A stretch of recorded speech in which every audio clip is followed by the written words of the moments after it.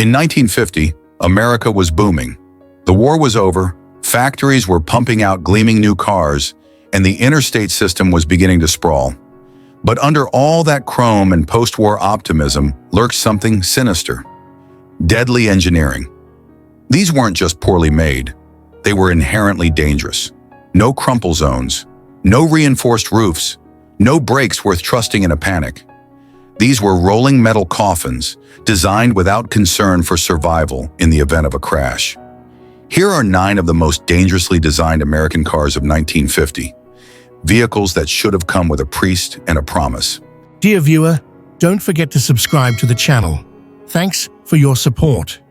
Number 9. The 1950 Ford Custom Deluxe was a quintessential example of post-war American optimism on 4 wheels. It was stylish, affordable, and practical. A car that symbolized mobility and middle-class aspiration in a booming economy. Offered as a sedan, coupe, or convertible, it was Ford's flagship model and sold in huge numbers. However, beneath its chrome-trimmed exterior and well-trimmed cabin lay a disturbing lack of safety considerations. In a time before the auto industry prioritized crash protection, the 1950 Custom Deluxe was designed more for looks and affordability than survivability. When viewed through the lens of modern safety standards, this car was little more than a rolling metal hazard. Mechanically, the 1950 Ford Custom Deluxe was straightforward. It came with a choice of a 226 cubic inch inline 6 or the iconic 239 cubic inch flathead V8. It featured a sturdy body-on-frame design, drum brakes all around, and a 3-speed manual transmission with an optional overdrive. These features helped keep it accessible to a broad audience. But while its mechanical layout was dependable, its safety engineering was almost non-existent. This was an era when car makers rarely thought about how a vehicle would behave in a collision, or how to protect the occupants when things went wrong. One of the most egregious flaws in the 1950 Ford Custom Deluxe was the steel dashboard with sharp edges and chrome trim. In an accident, especially a frontal collision, the dashboard acted as a blunt force weapon. Unpadded and unforgiving, the dash presented a solid surface that could cause severe head or facial injuries during even moderate speed impacts. The control knobs, radio bezels, and trim pieces were not designed with breakaway features or energy-absorbing properties. If you were unfortunate enough to be thrown forward, and you would be, your head, face, or chest would collide directly with the hardest part of the interior. The 1950 Custom Deluxe, like virtually all cars of its time, came with no seat belts. Lap belts weren't even optional, and shoulder restraints were science fiction at that point. In a crash, passengers became projectiles. The windshield was not laminated safety glass, meaning it could shatter into large, dangerous shards. Occupants were routinely ejected from the vehicle in rollovers or high-speed collisions, leading to often fatal results. It's worth noting that the lack of seat belts was not unique to Ford. It was industry-wide negligence, but that doesn't lessen the lethality of the omission. Studies decades later would show that lap belts alone could have reduced fatalities by nearly 50% in similar cars. Perhaps the most lethal component of the 1950 Custom Deluxe in a head-on crash was the steering column. Mounted rigidly and aimed directly at the driver's chest, it was a solid shaft with no collapsibility. Upon impact, the steering column could be driven backward by the force of the crash, impaling the driver or crushing their sternum and rib cage. There was no energy-absorbing mechanism, no collapsible joint, and no airbag. It was a direct mechanical link from the steering wheel to the front axle. This flaw would go on to be one of the major motivators for safety reform in the 1960s, leading to the invention of the collapsible steering column, a feature that would save thousands of lives annually. Comfortable for cruising, yes, but dangerous in a rear-end collision. The bench seats were flat, unrestrained, and slippery, meaning that passengers could slide sideways in a turn or be thrown forward. With no headrests, rear-end collisions often resulted in severe whiplash injuries, and sometimes worse, especially for taller occupants. The seats were mounted directly to the floor with minimal padding or give. They offered no absorption of crash forces. The 1950 Ford Custom Deluxe was an important car in Ford's post-war lineup. It was sleek, dependable, and sold like hotcakes. But it was also a product of its time, a time when styling, affordability, and utility far outweighed safety. Key dangers included steel dashboards with sharp trim, no seatbelts or headrests, a steering column aimed at your heart, crude interior ergonomics that turned every surface into a hazard in a crash. What makes the 1950 Custom Deluxe especially concerning is that it was often used as a family car, meaning many children and elderly passengers were exposed to these risks. While we can look back and appreciate the aesthetic and mechanical qualities of the 1950 Ford Custom Deluxe, it's critical to acknowledge its hazardous shortcomings.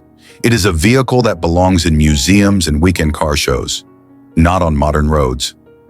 This car is a powerful reminder of how far we've come in vehicle safety, and it underscores the importance of continued advocacy, regulation, and innovation to ensure that cars don't just move us forward, they protect us along the way. Number 8. The 1950 Plymouth Deluxe was a bread-and-butter car for America's working families. Positioned below the Chrysler and Dodge marques, Plymouth focused on value, practicality, and reliability. And the Deluxe was a staple of suburban driveways in the early post-war years. But like many vehicles of its era, the 1950 Plymouth Deluxe was a rolling contradiction. Durable and solid by reputation, but shockingly primitive when it came to occupant protection. What it offered in affordability and dependability, it lacked entirely in crashworthiness. The 1950 Deluxe was powered by Plymouth's tried-and-true 217.8 cubic inch flathead inline-six, good for about 97 horsepower. It had a 3-speed manual transmission, some with optional safeguard overdrive, a solid rear axle and leaf spring suspension, 4-wheel drum brakes, rear-wheel drive. While not a performance machine by any stretch, it was tough and serviceable. But its chassis and mechanical simplicity came at a cost. Minimal safety innovation. Unlike today's vehicles, which use crumple zones to dissipate energy in a crash, the 1950 Plymouth Deluxe had a rigid body-on-frame construction. It was designed for strength, not survivability. The frame did not absorb energy. It transferred it straight to the cabin. In collisions, the result was massive blunt force trauma for occupants. Even low-speed impacts could result in serious injury, as the car's structure would not deform predictably to protect passengers. In a modern crash test, the Deluxe would have performed horrifically, especially in front or offset collisions. While safety glass was beginning to appear in some higher-end cars by 1950, many models, especially budget-friendly ones like the Plymouth Deluxe, still use basic tempered or plate glass. In a crash, the windshield and side windows could shatter into large, sharp pieces. These shards would slash and lacerate occupants, often causing severe facial injuries or blindness. There were no laminated layers to keep the glass intact or reduce flying debris. This wasn't just a problem in high-speed wrecks. Even moderate collisions could turn the cabin into a glass-blown minefield. Like most cars of its time, the 1950 Plymouth Deluxe did not come with seatbelts, not even as an option. Occupants were completely unrestrained, meaning ejection or collision with the interior was almost guaranteed in a crash. The steel dashboard, metal steering wheel, and chrome trim became blunt and sharp hazards in frontal accidents. Passengers could be thrown into the windshield or dashboard with devastating force. Children were especially vulnerable, often riding on laps or unrestrained in the rear seat, a deadly setup in even low-speed accidents. Though the car was popular, it was not a joy to drive under pressure. Safety behind the wheel was compromised by several mechanical weaknesses. Brakes. The Deluxe featured hydraulic drum brakes on all 4 wheels, but these were notoriously prone to fade after repeated stops.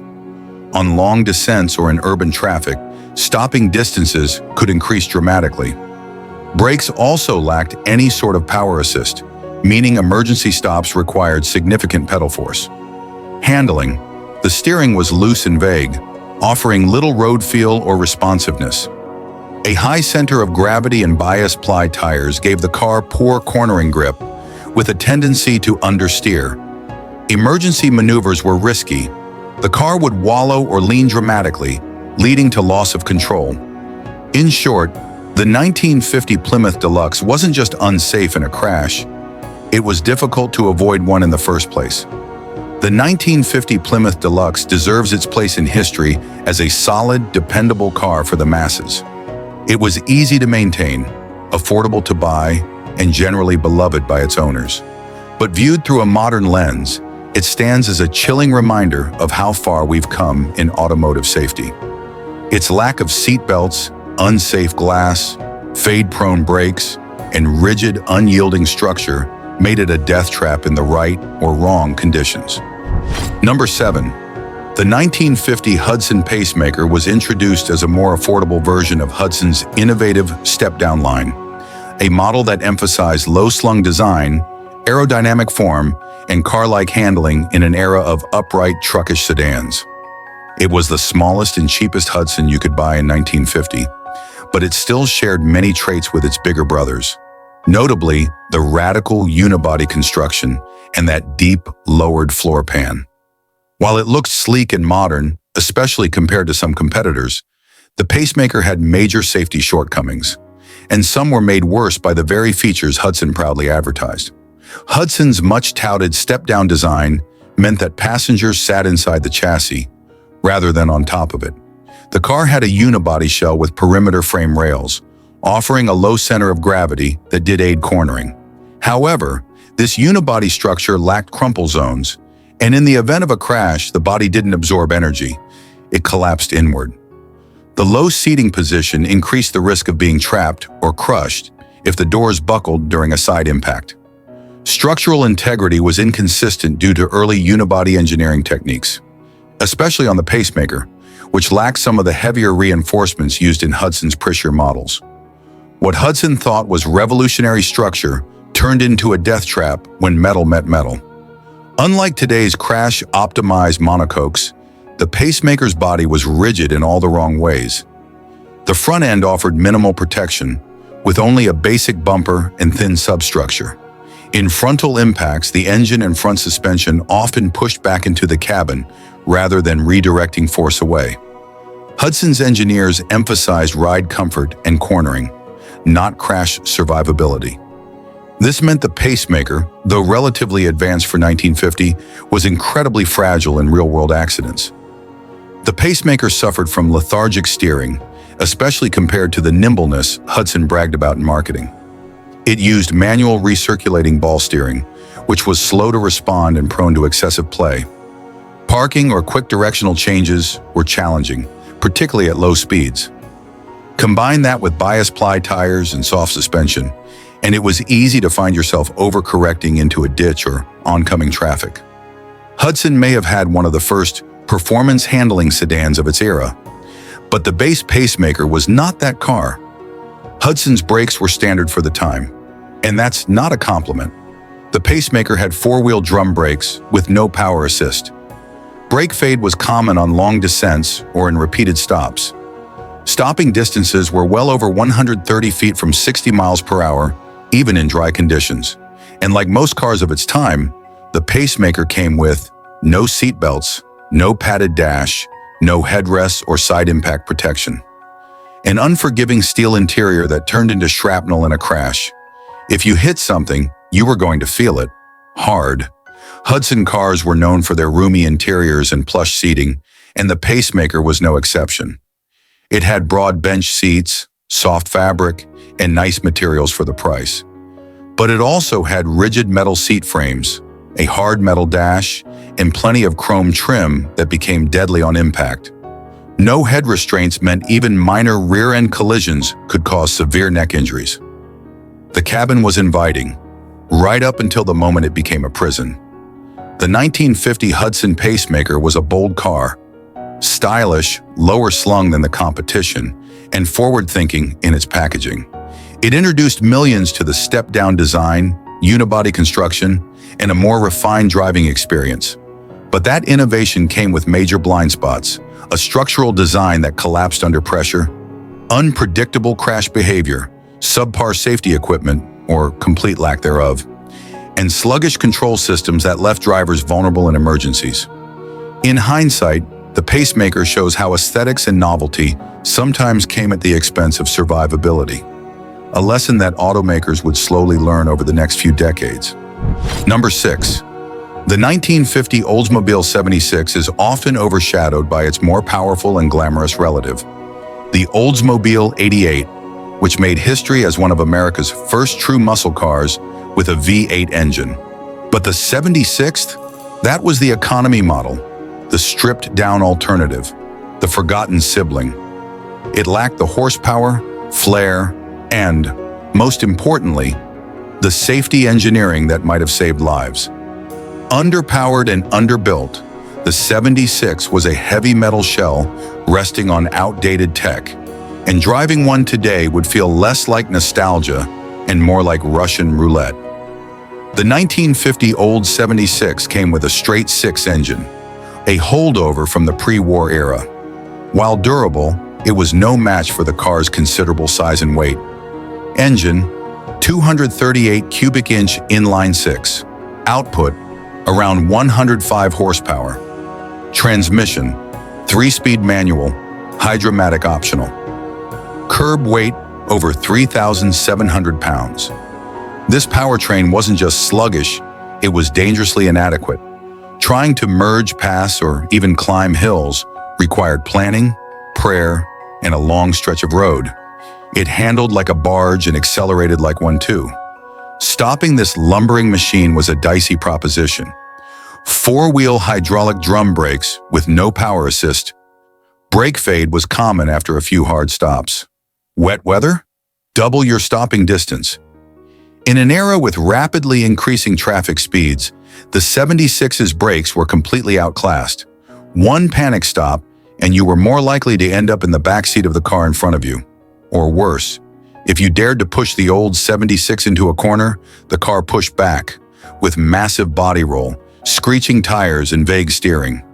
Soft suspension, ensure comfortable ride, but terrible handling. The car leaned so far in corners, it felt like it might tip over. Steering was vague and unresponsive, especially at speed.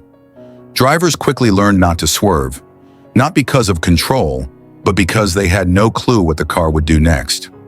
Like most cars of the 1950s, the Oldsmobile 76 was built entirely out of thick, rigid steel. And that was the problem. No crumple zones, no seat belts, no collapsible steering column, a solid metal dashboard at chest level. In the event of a crash, the car didn't absorb impact. Your body did.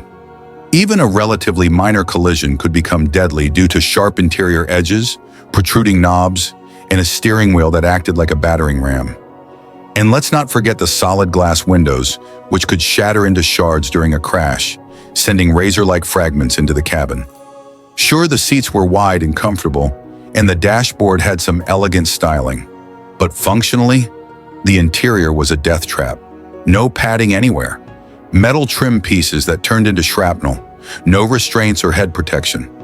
It was a space designed for style and comfort, not survivability. The old 76 was meant to offer Oldsmobile style at a lower price point, targeting buyers who couldn't afford the more advanced Rocket 88. But to cut costs, the 76 didn't get the more modern engine. It lacked many of the improvements in chassis stiffness and safety.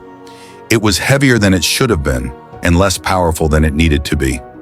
Buyers may have saved a few bucks up front, but they paid for it in poor performance and compromised safety. The 1950 Oldsmobile 76 is a textbook case of how entry-level vehicles of the time cut corners in all the wrong places. While it had classic post-war looks and that chrome-laden Oldsmobile prestige, it offered sluggish performance, inadequate braking, laughably bad handling, and zero protection in a crash. In short, it was a car that looked good standing still, which is exactly where it was safest. The 1950 Cadillac Series 61 was Cadillac's entry-level offering. If you can call a 4,300-pound steel behemoth with gleaming chrome an entry, it promised luxury and refinement, with the power of a modern overhead valve V8 and a sleek post-war design. But beneath that glitzy exterior was a structural design that offered almost no protection in a crash. This was a car that could cruise effortlessly down a highway and kill you in a 30-mile-per-hour collision. Cadillac's hallmark 331 cubic inch OHV V8 was a marvel for its time. Horsepower 160 horsepower. Torque a healthy 312 pound-feet. Transmission Hydromatic 4-speed automatic. Top speed around 95 miles per hour. It could move for a big car, and that was the problem. It went fast, but it didn't stop or handle well enough for its size or power. The illusion of modern performance wasn't matched with modern safety systems. Drum brakes on all 4 wheels meant fade was inevitable after repeated use. Power assist was optional, but most buyers didn't get it.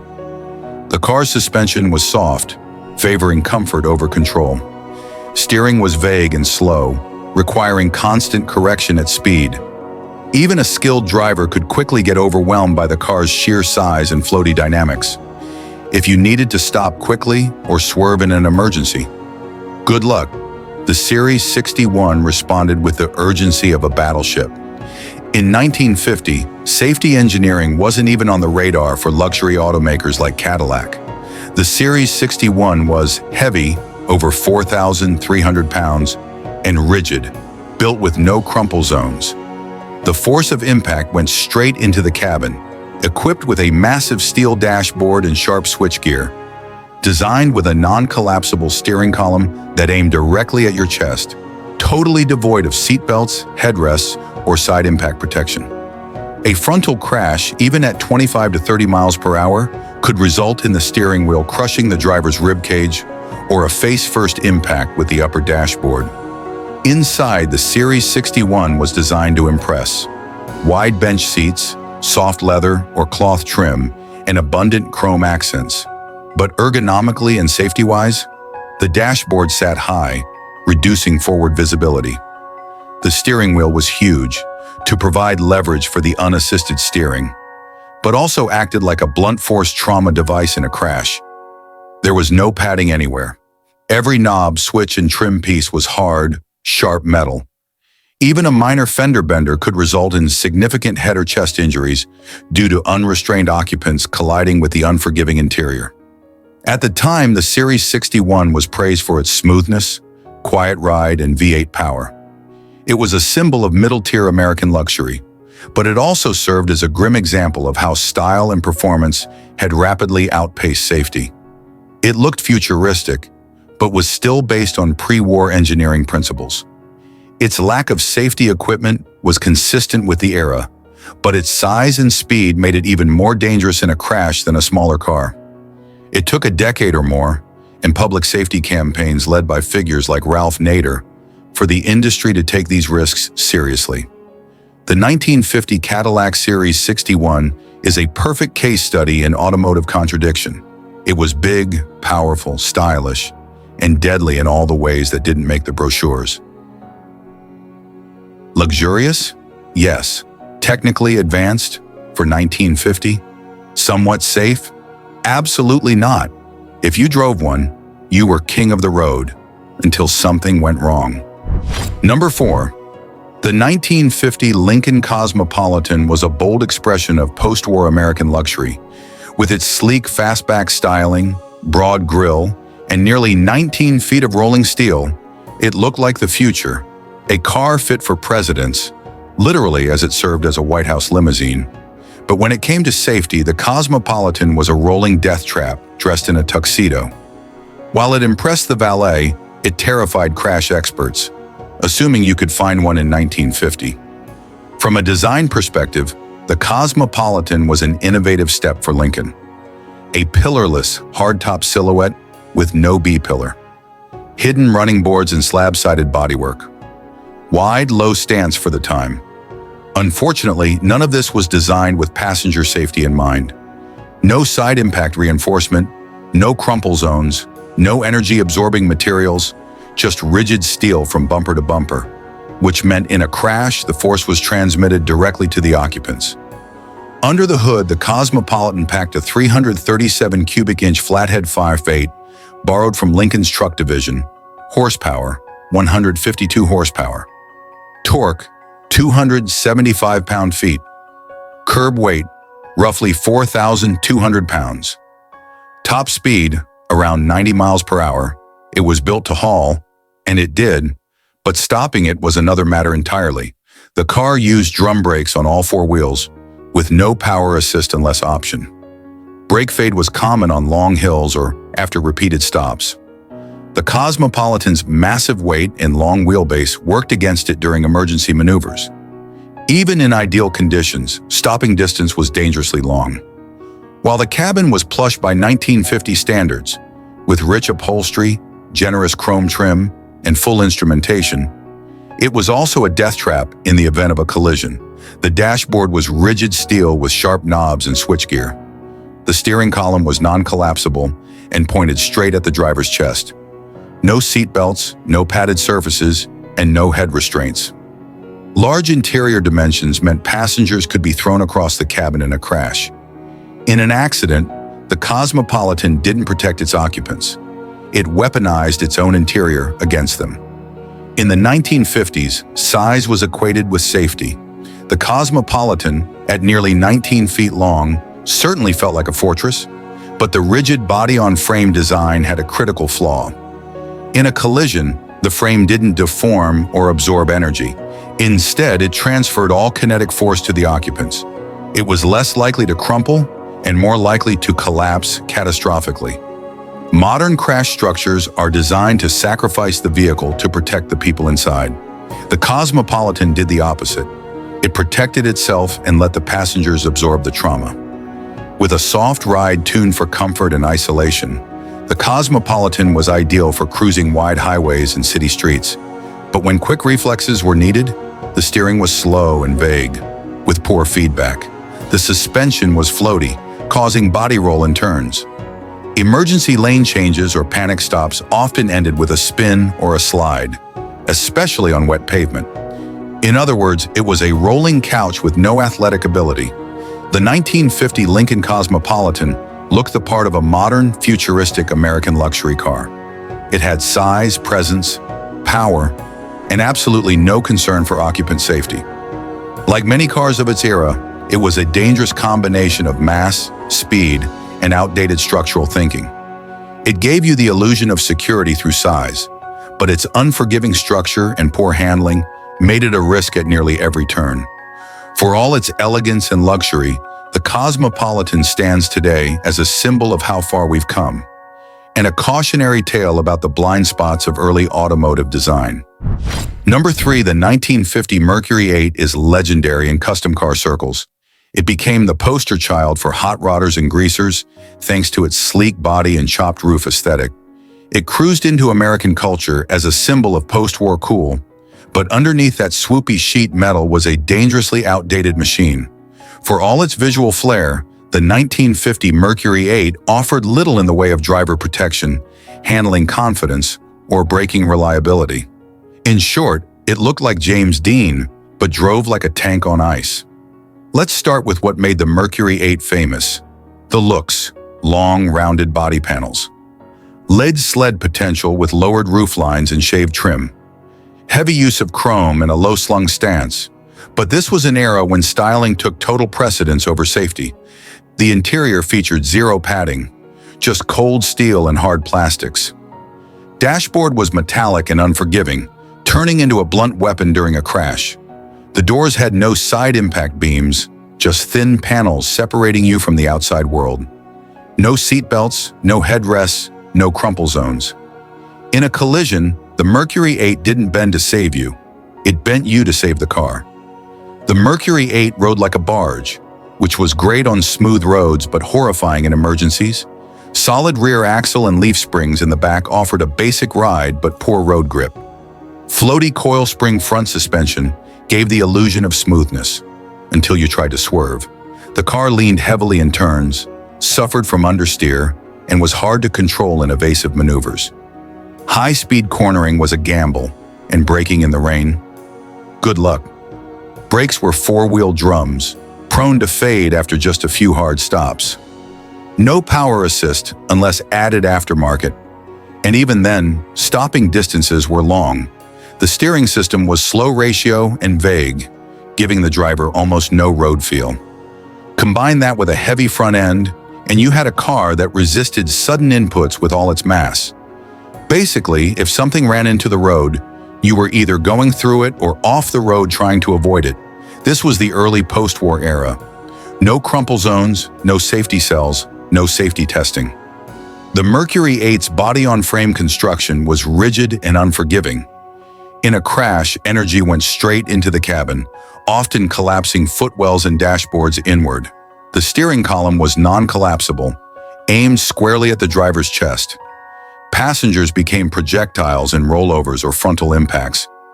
This car didn't just fail modern safety standards. It would have failed even basic awareness of occupant survival. To be fair, the 1950 Mercury 8 earned its place in history, featured in Rebel Without a Cause, favorite of customizers and hot rodders for decades, gained mythic status in American automotive folklore. But strip away the legacy, and what you're left with is a car that was barely controllable, poorly protected, and mechanically primitive by today's standards. The 1950 Mercury 8 was undoubtedly a style icon, a dream canvas for customizers.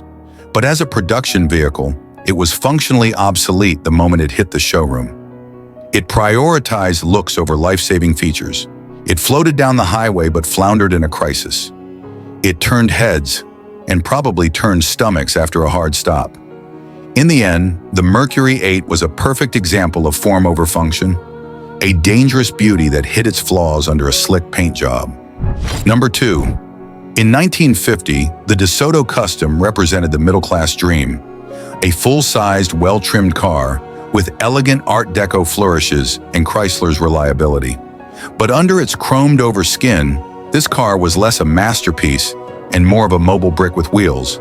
It was big, it was heavy, and unfortunately, it was also dangerously outdated, especially when it came to safety and handling.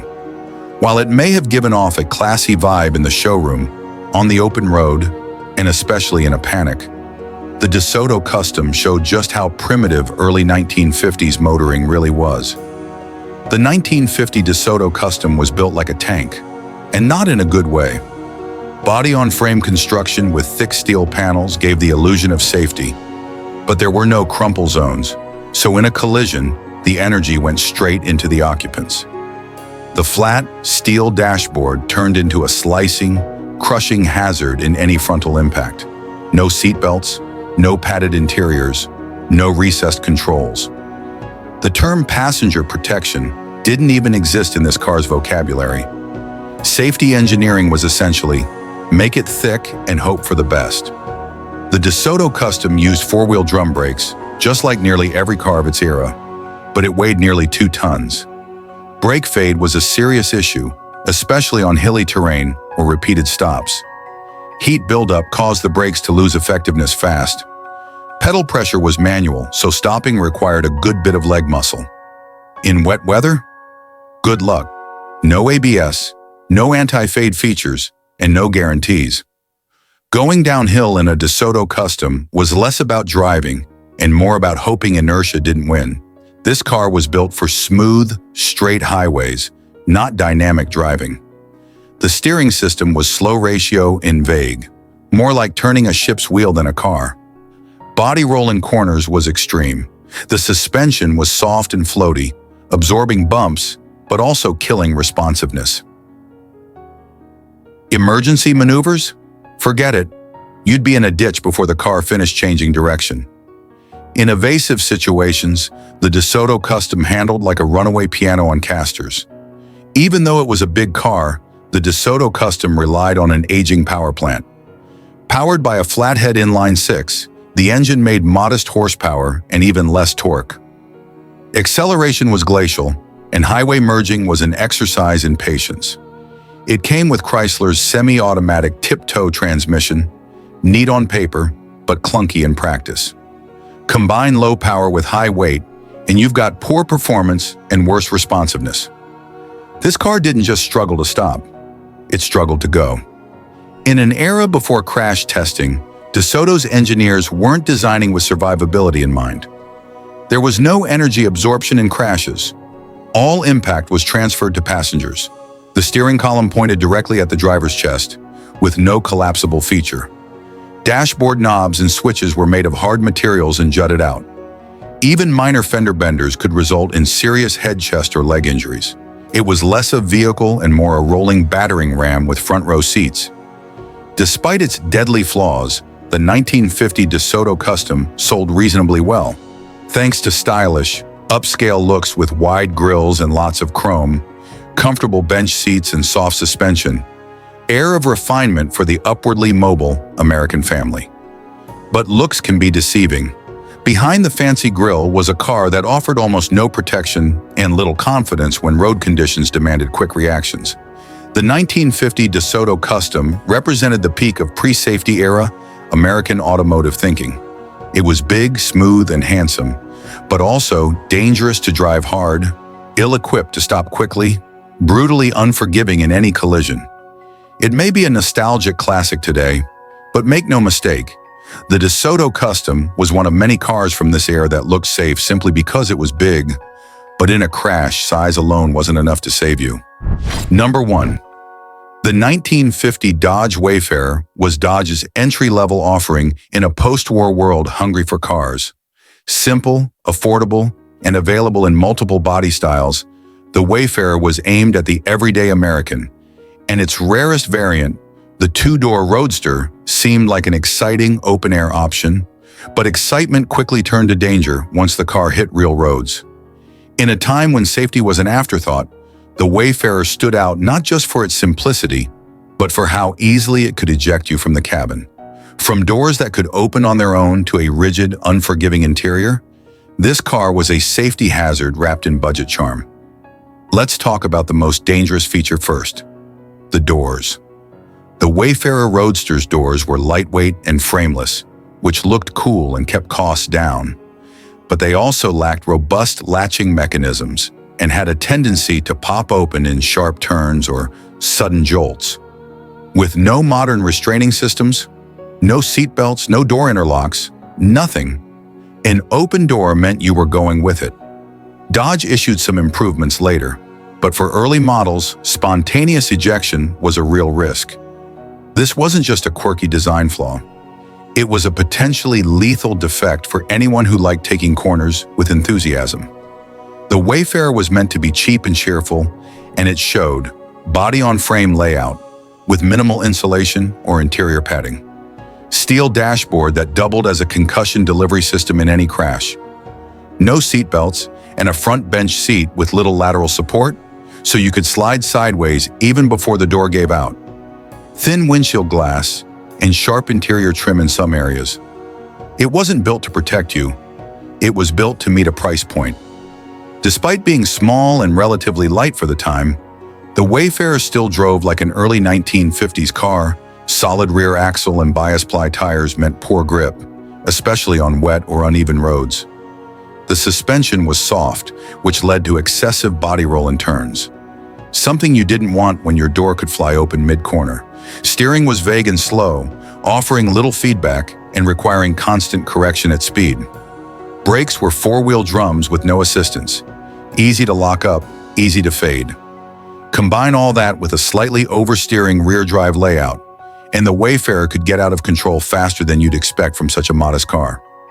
Under the hood, the Wayfairer was powered by a tried-and-true Dodge Inline 6, a 230 cubic inch flathead six-cylinder engine, about 103 horsepower, which was decent for a car of its size, paired with a 3-speed manual transmission, often without overdrive.